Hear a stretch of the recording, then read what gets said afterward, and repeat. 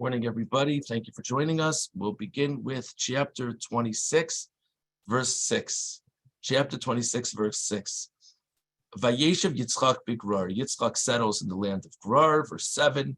Vayishalu anshe hamakom li'ishto vayomer achosihi. And the people of the place asked about his wife. And he said, she's my sister. So he's following in the same approach as his parents did. Ki arei le'mor ishti. He was afraid to say it was his wife. Maybe he'll be killed because people want to marry Rivka because she was beautiful. The Ramban poses a question that maybe is self-evident to all of you. It had never occurred to me before. It's a very basic question. It's one thing if you have two adults traveling in a place. Maybe they're married, maybe they're siblings. Okay. If you have two adults and two boys traveling in a place, what do you think is the relationship between the adults? Isn't this a different ball game? It's just a very fair, so Ramban on Pasuk Zayin, Vayomer Achosihi, V'al habanim lo shalu. They wouldn't ask about the sons. Yomar b'nei isha cheresim lo. They'll figure, maybe he has a marriage to someone who's not present, that these are the children from a marriage of someone who's not in the picture right now. But I just want to share the question, a very practical question. Okay. Moving on to verse 8. Vayihi ki archu lo sham hayamim. And it was when they were an extended period of time there in Gerar. Vayashkef Avimelech melech Plishtim b'yad hachalon. And Avimelech, the king of the land, looked through the window. Literally translated, it means that he saw Yitzchak literally like laughing, playing with Rivka, his wife, but it's understood to have a sexual connotation. So he calls it Yitzchak. He says, why aren't you being honest with us? It's obvious to me that this is your wife. So why did you present yourself as her sibling as opposed to her husband? Okay. The phrase that opens verse 8, when you think about it, seems to be extraneous.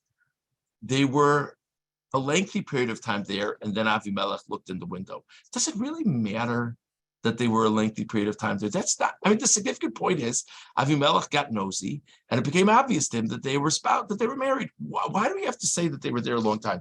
So it's just a technical point, but I think it's interesting. Rashi on Pasuk Ches. First Rashi, Ki archu. Omar me'ata ein li lidog. So Yitzchak said to himself, I don't have anything to worry about anymore. We've lived in Gerar for such a long time, and no one has caused problems for us. So I can loosen up a little bit. Me'acher shelo ansua ad achshav, v'lo nizar lios nishmar. And he no longer was as cautious as he had been before.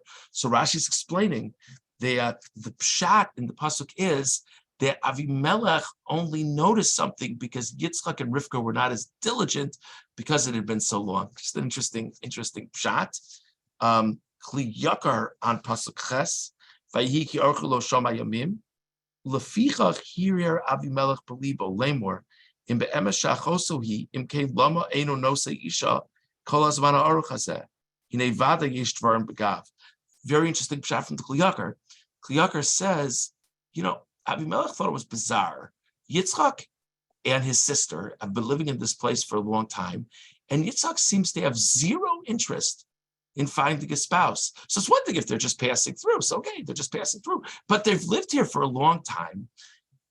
So why isn't he pursuing any possible marriage options?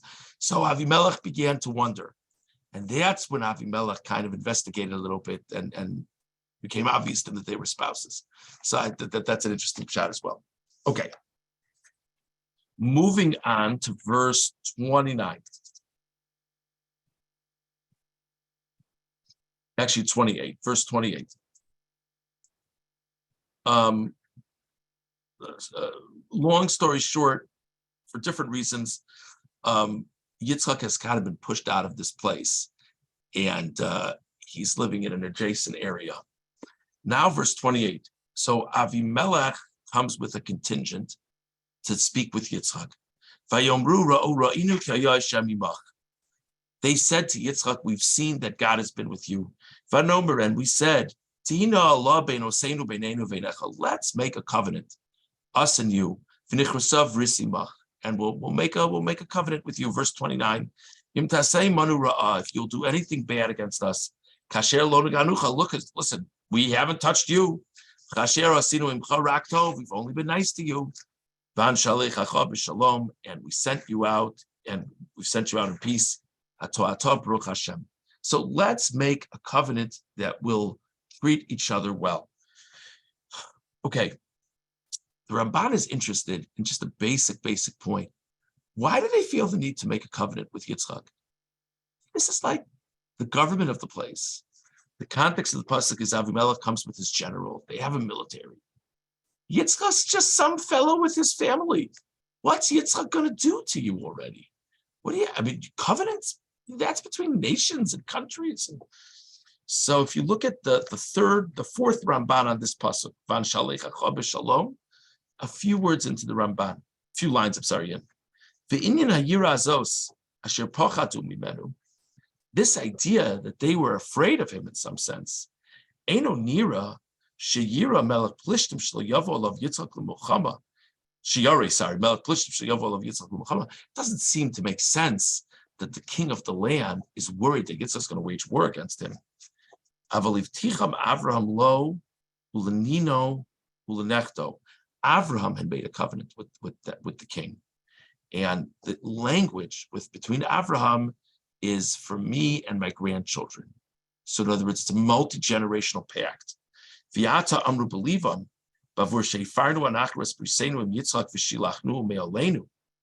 So Avimelech and his people said to themselves, wow, we broke the pact because we threw Yitzchak out.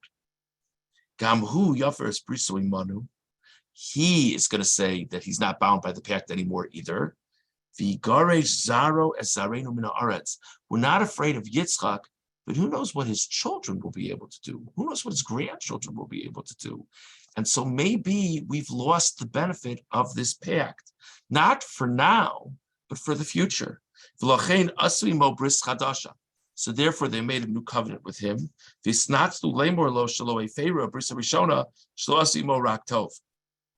As is traditional for nations of the land interacting with Jews, they seem to have a creative history of events, and they tell Yitzchak, we've always been good to you.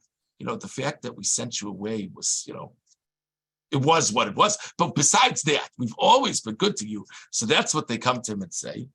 V'zetam v'tihina Allah beinu seinu shenavo atoimach ba'Allah lahachrim al kol mi sheyavra labris k'tam la'avracha b'ris Hashem elokecha v'Allah. So this is what they're saying. They're saying we want to sort of cement this covenant that we have made with Avram. We want to clarify that there's still a deal. So it's an interesting shot that the Ramban is explaining why they were interested in the first place. But now he goes on, it's possible that Avram was an extremely powerful individual. We saw Avram, not with Yitzchak, but with Avram, we saw military prowess. He had 300 men who drew swords. V'lo Bali Bris Rabbim, we have all kinds of people who made covenants with Avram.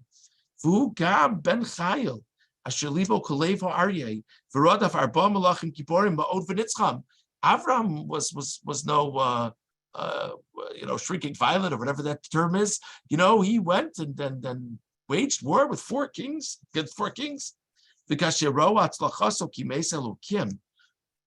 Avimelech and his people saw how much divine assistance Avram had clearly received in his military experiences, maybe we're the next on Avram's list. Maybe they'll attack us next. If you look at Avram as just some fellow with some soldiers, okay. But if you look at Avram as the person who conquered the four kings could have easily conquered me. So that must mean Avram can conquer me. Ooh, okay, so that's an interesting shot. So whereas the first shot the Ramban says is it's just this future thing, they have no idea who's going to be up and who's going to be down.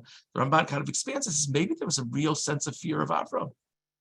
Ulai shama od var Hashem shirasan lo haaretz v'lochein boimo bevris v'ishpio im tishkor lini ulenachdi ki hayasheker im yimrod al melech chashav ki efshar sheyichya Avram ad meloch nechto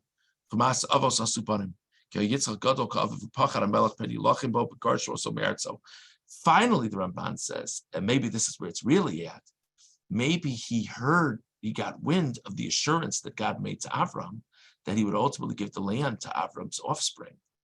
So now all of a sudden, so it's not just who knows what the future holds. And it's not even just, wow, Avram's strong militarily. It's Avram's offspring will have an agenda down the road that they're going to want to take the land of Israel. And so I need to make a covenant with these people that they'll be good to me. So that's just an interesting shot. The Ramban also adds, it's possible that he thinks that Avram will still be living at that time. Obviously, this is way down the road, but he doesn't know that. So just interesting ideas as to why they would make a covenant in the first place. And with all this, he says that he saw Yitzchak in a similar light to how we saw Avram. Okay. Let's go to the beginning of chapter 27. And this is, of course, the most famous part of this parsha, the story with Yitzchak and Esav and Yaakov and the brachos. Chapter 27, verse 1. And it was when Yitzchak became old, he didn't see well. He called Esav, his older son. Said to him, my son, and Esav said, here I am. Yitzchak said, I've become old. I don't know how much longer I have in this world. Verse 3. Get your tools together, get your weapons together. Go out to the field and hunt for me. Make for me tasty food like I appreciate. And bring it to me and I'll eat.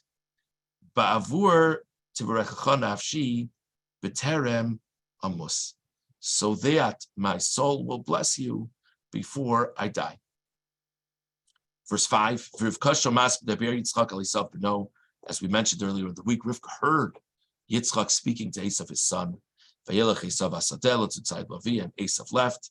And Rivka calls in Yaakov and says, look, your father's about to give this bracha to Esav. You've got to intervene. And this is the story where Yaakov disguises himself as Esav. Two very basic questions. Question number one. If Yitzchak wants to give a bracha to Esav, so be it. Where does food come into this? It's very nice. My father came to our house to give us all of us brachos for Erev Yom Kippur. He did not ask ahead of time that we should give him a kiddush. So like what Yitzchak wants to give Esav a bracha, that's fine. What's the connection to Esav getting food? By the way, think of how different the story would have been if Esav didn't have to go get food, right? Yitzchak would have called on Esav, given him the bracha, and Esav would have gotten the bracha. Question number one. Question number two, to the extent that Rivka is aware of what's going on, and to the extent that Rivka clearly is so concerned, I can't remember if we mentioned this earlier in the week, Rivka had reason to be concerned, besides her own intuition. Rivka heard this message from God, however exactly you understand it, at the beginning of the parsha, about this relationship between the two boys, and that they'd be nations. That presumably is Rivka's grounding for saying Yaakov has got to intervene. So if Rivka is so sure that Yaakov has got to intervene, why doesn't she intervene? Why doesn't she go and tell her husband what she knows and advise him against his plans? So we will talk about both of these matters tomorrow, God willing. We discussed this morning how the presence of children factored into the whole plan that Yitzchak had with concealing the relationship between him and Rivka. We discussed why it says in the pasuk that they were there a long time before Avimelech found out that they were married. And we also discussed what was Avimelech's motivation in the first place to make a pact with Yitzchak.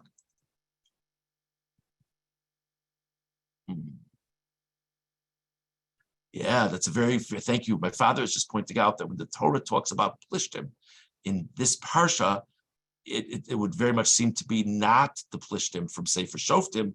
And for us at the Wednesday night class, we have all these stories all the time, the fights with the Plishtim, because here he's making this covenant.